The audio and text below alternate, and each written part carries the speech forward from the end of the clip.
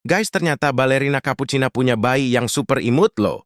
Tapi, siapa sebenarnya ayah dari bayi itu? Yuk, temani aku memecahkan misterinya. Ini beberapa petunjuk penting. Satu, balerina pernah kencan dan makan bareng dengan Upin. Dua, dia juga pernah makan di pantai bersama Udindin Madindun. Tiga, dulu balerina sempat pacaran sama Tralalero Tralala. Empat, bahkan ia juga pernah diajak shopping bareng Tung Tung Sahur. Wah, siapa ya dari mereka yang paling mungkin jadi ayah dari bayi balerina?